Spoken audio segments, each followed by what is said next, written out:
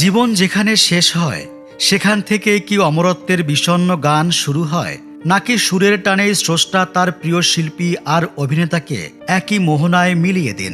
আজ এই প্রশ্নটাই বারবার ফিরে আসছে টলিউডের আকাশে। যে গানটি জুবিন গার্গের কণ্ঠে রাহুল বন্দ্যোপাধ্যায়কে এনে দিয়েছিল আকাশ চুম্বী খ্যাতি, সেই গানের গায়ক আর পর্দার নায়কের পরিণতি একই বিন্দুতে এসে মিশল। ভাগ্যের কি নির্মম অট্টহাসি! শিল্পী জুবিন গার্গের বিদায়ের মাত্র 5 মাসের মাথায় একইভাবে পানির অতলে হারিয়ে গেলেন অভিনেতা রাহুল। গায়ক আর নায়কের এই অভিন্ন প্রস্থান যেন কোনো এক অলিখিত ট্র্যাজেডির শেষ উপাখ্যান। ভারতীয় গণমাধ্যমে 29 মার্চ আসে রাহুলের মৃত্যুর খবর। দীঘার তালসারিতে চলছিল তখন ভোলে বাবা পার করেগা ধারাবাহিকের শুটিং।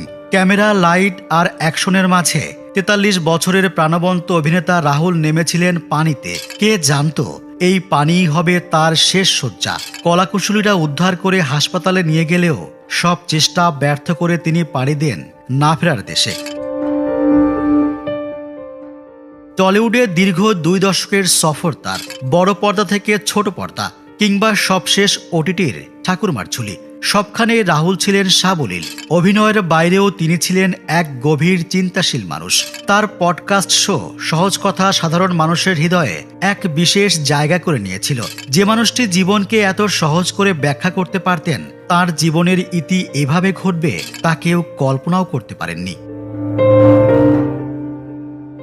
চিরদিনই তুমি যে আমার ছবির সেই প্রিয়াঙ্কা সরকার, যার সঙ্গে জীবনের নতুন অধ্যায় শুরু করেছিলেন রাহুল। মাঝে অনেক ঝড়ঝাপটা গেছে, এসেছে বিচ্ছেদের গুঞ্জন, কিন্তু একমাত্র ছেলে সহজের ভবিষ্যতের কথা ভেবে সব অভিমান ভুলে তারা আবার এক হয়েছিলেন। এক ছাদের নিচে যখন আবার সুদিনের দেখা মিলেছিল, ঠিক তখনই একমাত্র সন্তান সহজের মাথার উপর থেকে ছাতাটা চিরতরে হারিয়ে গেল। টলিউড যেন শোকে স্তব্ধ। সহকর্মীদের চোখের জল আর অগণিত ভক্তের হাহাকারে ভেসে যাচ্ছে সামাজিক মাধ্যম।